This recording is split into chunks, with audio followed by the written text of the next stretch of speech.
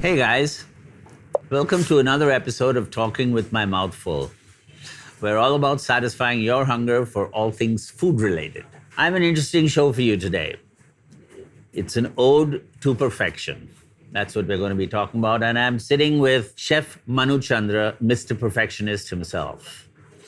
We'll talk about his journey of how he got into food and what brought him all the way to him setting up his latest small family style restaurant, 11,000 square feet, called Lupa in Bangalore. So sit back, grab some popcorn. Here we go. Hi, welcome. Well, thank you for having me. So I wanted to start. I was going through your Instagram handle and it said restless. What are you restless about? Everything. I'm somebody who finds it very difficult to settle down, so I'm constantly fidgety, on the move, needing to do something new. What is that, like ADHD or something? Possibly. Yeah. Undiagnosed, probably, but yeah. I think professionally I've always had that. I've always craved to do more, and that's why restless. Let's start off with your new project, Lupa, in Bangalore. I mean, I little facetious when I said small family run restaurant. You're talking, well over 200 odd covers and 11,000 square feet. How's that going? I mean, is Bangalore now set for large format F&B projects like this? A business than throwing the ego trip which I used to early on, saying, here's the middle finger, go fuck off, I don't want to cook for you. Yeah. I said, sure, okay, let's do this. Let me at least win you over as a customer and come back. And they did. And I've taken the well-cooked pasta guys who are now coming and having Al dente. al dentes and cacio e pepes and asking for truffles to be shaved with a simple butter tossed spaghetti or something. Super. So that you feel empowered at one level because you've been able to transition somebody into a nicer space. I find it a nicer space. And I think that speaks volumes of being able to marry business and passion effectively. Yeah. And I wish more people did that, because if you were at either end of the spectrum, it can go horribly wrong. Sure. You're leading a rebellion against the stupidification of food. What does that mean exactly? What the fuck is that? Which article was this from? That's what There's you so said. many. I say That's so many what you things. said. What the fuck does that mean? I think this was probably alluding to this new ridiculous trend that started on Instagram where they were making kulfis and ice cream out of anything they could get their hands on. Butter chicken kulfi thrown on some paratha, I don't know, cone or some... And essentially it was very smart on the street vendors' part, because they're taking anything that became more and more shocking, because that's where they got the eyeballs. Right. And that to me was... The stupidification. Totally stupidification. Are our chefs today, are the young chefs coming out from school and from wherever they're coming out of, from the woodwork, are they capable thinking chefs, or are they like YouTube chefs? Is what I call. They're thinking for sure, because But these days are they thinking about the right things? No, I need to ask them first is how do I address them? It is becoming so integral to their existence that as an entrepreneur, as a boss, now you always had to juggle many balls, right? Now it's become, this is one more. and you're like, 1 second, hold on. You're getting offended about everything. Why? What's going on? This is not a toxic work environment. Don't make it toxic because you're overthinking things. Sure. Why don't you focus on what you're supposed to be thinking of? Everyone's become an activist and we have an issue, right? Because no one's focused on the food. You're focused about everything else. That's the first challenge that I'm facing with a lot of people. And I definitely think there was a pre-pandemic world and a post-pandemic world, right? Because you have to remember that everybody entering the job market right now were very unfortunately dropped off their coming of age. Right. That was those 2 years when they were locked away in their homes, and it must have been a very difficult period. They weren't in school, they weren't with their mates, they were doing things on Zoom, and boom, now they're in the job market. And a lot has happened in their heads, clearly, right? And you have to kind of try to make your peace with that and also re-educate them or educate them about a lot of things that they may have missed out on. And that's why I said a lot of this whole activism is coming from there, or that anger, or that angst, or that it's coming from that point of frustration, perhaps. And that is a bigger challenge for me, for a lot of people who are graduating now and entering the workforce. I've never really faced that in the past before. I think where I was working, I just opened, again, going back to an anecdote and a story, just opened one of the hottest hotels in New York. That was my last job in New York, which was the Mandarin Oriental, at Time Warner Center. Probably one of the most expensive openings in the history of New York for the longest time, right? This was huge. This was the new Twin Towers, of course, after the Twin Towers went down. And we had this phenomenal. Bill Clinton was there for the launch and this and that. So big party, Macy Gray, Oprah Winfrey, everyone I can remember. But a few weeks into that, I was cooking with my Japanese colleague next to me, my Puerto Rican colleague on the left, Mexican colleague next to him, and so on and so forth. And this giant man barged into the kitchen, huge guy in a suit with what looked like his wife in tow. And he boomed and he said, started pointing at each one of us and trying to guess our nationalities, which was bizarre. And then he introduced himself. He's like, my name is Tim Zagat. And with him was his wife, Nina, And they ran the Zagat Guide, which was the biggest thing, for restaurant ratings. And he's like, this is New York. This is basically New York. Yeah. You guys represent it, because there's no kitchen in this city which is run by white people. Right. And so any chef or any entrepreneur in their right mind would essentially look to hire people who are willing to work, because the hours were punishing, the pay was shit. And you needed people who were driven or desperate. And that's how the best restaurants in the world were established. Sure. And today, segueing from that into the whole, Noma closing story, and Rene saying how it's unsustainable to be able to run something at that benchmark with the economics that are at play, is testament to the fact that everybody who is a smart entrepreneur will basically go back to what makes sense. Sure. Because you need to make that business run. So I can't sit here and promise that I will be able to empower a generation of people, because A, I might not be able to afford it, and B, I may not have the time, patience, and energy to constantly. I need to look after the customer at one level. And you need to run a profitable business. And a profitable business. And I'm going to invest all my energies into only looking after the issues of staff. I'll never be able to make it work, right? Because then you're just completely distracted from why you set up the business in the first place. So we look after our people, we empower them, we give them opportunities to grow, take on, pay extremely well. So like you're a nurturing chef at work? Oh, absolutely. I mean, I can be very mercurial, but it's never out of spite. It's always... You're not the asshole chef that, the I have cliched, my moments. The cliched, fuck you, get this thing done now kind of guy, right? So it's amazing. I don't interfere in their day-to-day working. I usually stand and expedite. And when I'm standing there, every plate that needs to come passes through me, and it needs to be perfect. And that is the only thing I expect from them, and it needs to be on time. Because as a people, I know we love to critique everything. Yeah. And we know it all the best, we know it all. And so curious, I mean, I'm sure you've got a ton of stories of people that gave you a hard time at work. And of course. I still get it. I mean, it's not that I don't get it anymore. In fact, just a few days ago, poor manager walked into the kitchen and it was a nice ravioli with it's in a porcini sauce. It's got some truffle paste and all that. So obviously it has this nice truffle funkiness, etc. And I could see that they'd barely touched it and it came back because someone said that it's off. And I just and we'd sent like 40-45 portions out for that very service that evening, and it was all coming back chartoed, And I was like, don't you dare use those words. Right? Baas is okay. Off. You're already now insinuating that something rotten has been sent out to you. And as a manager... What was that, the truffle in there that they didn't know? Yeah. And it's the manager's job to be able to address it at the table, saying, when you say something as strong as off, you basically... You're taking this conversation into a very different direction. And so I lost it at him. And I realized that these people hadn't tasted that before. It's fine. And I lost it, and you guys figure it out. But don't come back to me. And they probably did. Service sorted it out at the best they could and gave something in whatever, red sauce or whatever it was that went pink out. Sauce. Pink sauce. I think it was red. But good. Yeah, I mean, no matter which part of the world you run a restaurant in, that's always going to happen. So, next question about our favorite person in the business, the food critic. Yeah. What's your experience with them?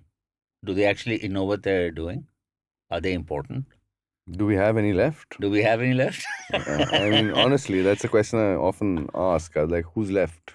Who does this anymore? You see, when the democratization of critiquing happened through apps like Zomato and whatever else, that's really where everyone went to. Correct. Credibility died a very quick death. Yeah. And how many credible people, credible writing around food, I'd say, died a very quick death. And outside of long form or large feature pieces and glitzy magazines and glossy magazines, there's very little left, right? Who has a column anymore? There's only 2 or 3 people you can think of in a country of 1.4 billion people. It's crazy, with It's that all- many. Everybody is now on Insta and they're all influencers and That's it. what have you. And right? that clearly is driving more business to people than anything else. So who decides what anymore is beyond me. I mean, my PR agency definitely thinks otherwise, but I find it hard. Do you even pay attention to any of it? No, I don't. The last time I read a Zomato review was 7 years ago. I have not, and I've opened many restaurants since then. Yeah. I have refused to read it.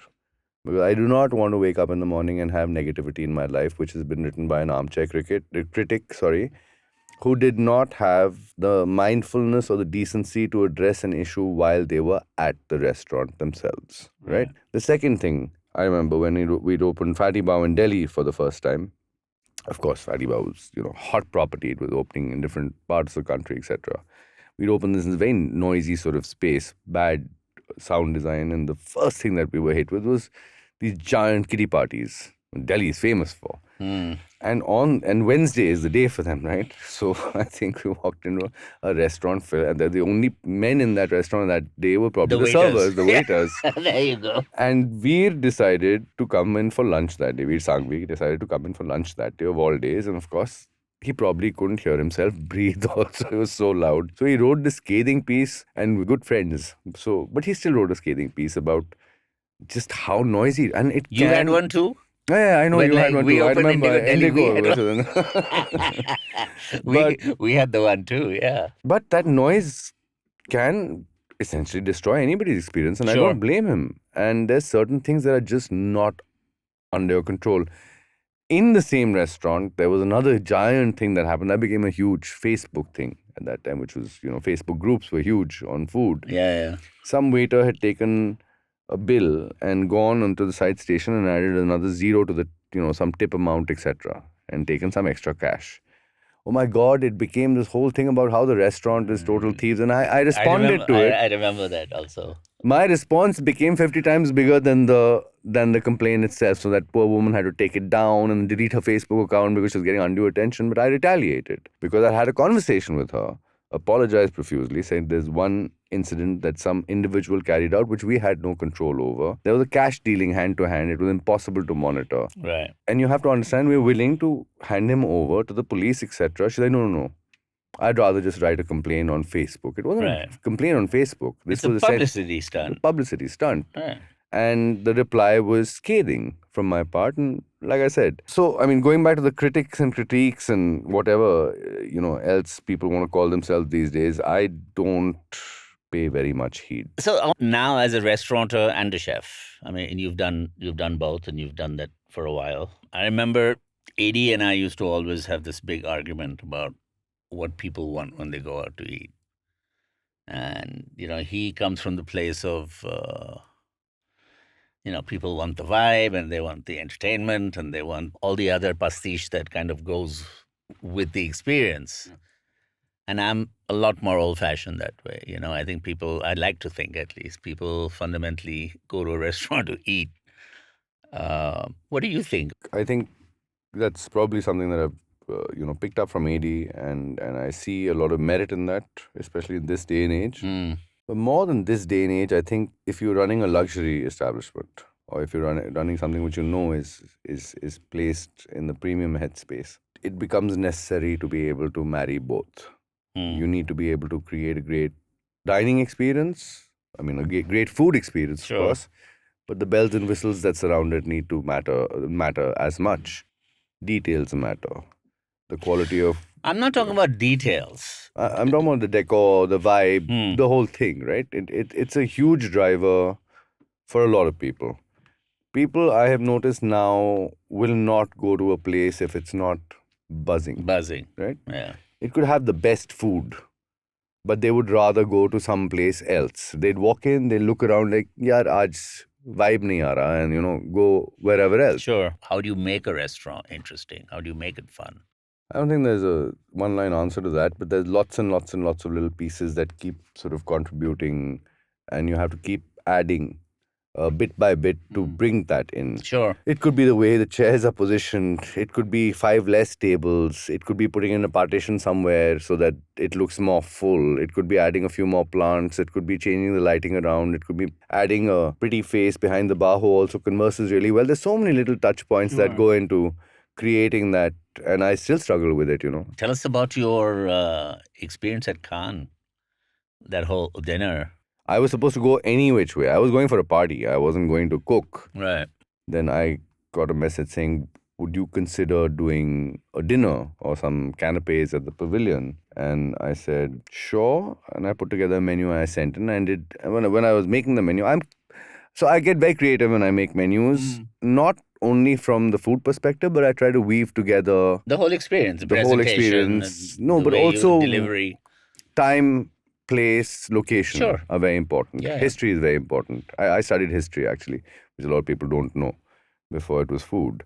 So I start piecing those together and I put together this Indo-French fusion, which is basically taking the towns of Rajasthan and Paris, or elements or streets of Paris, and I put together a menu which was a French-Indian confluence, which worked perfectly for them. And they said, that's precisely what we were looking for. Right. And they said, this is perfect. This is exactly what we're looking for. And then it just kept getting crazier and crazier from there. They said, now can you do the snacks for the pavilion also and do it for 5 days? And nobody got their visas.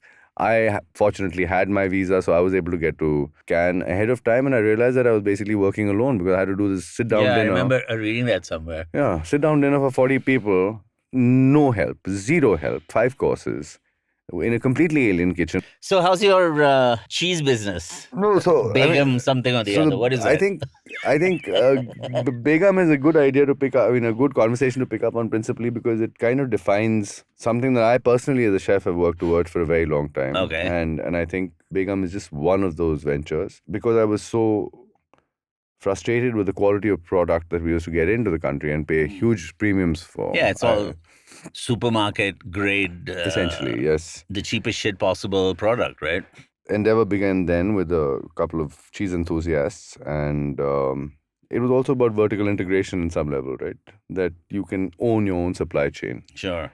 And that was several years ago. And of course, whilst Begum Victoria has become a bit of a cult brand and grown from strength to strength, this whole foray into the liquor business or into other ancillary businesses that kind of support, and a creative agency also, for example, which is part of the larger, MCV, which is the Manu Chandra Ventures group, is to kind of tie. Manu Chandra Ventures That's the holding group. company. Yeah, that's No the holding shit. company. Well done. So Sava Ser is the restauranting, Single Thread is the catering arm, Holy Duck is the creative arm. Holy Duck. Yeah.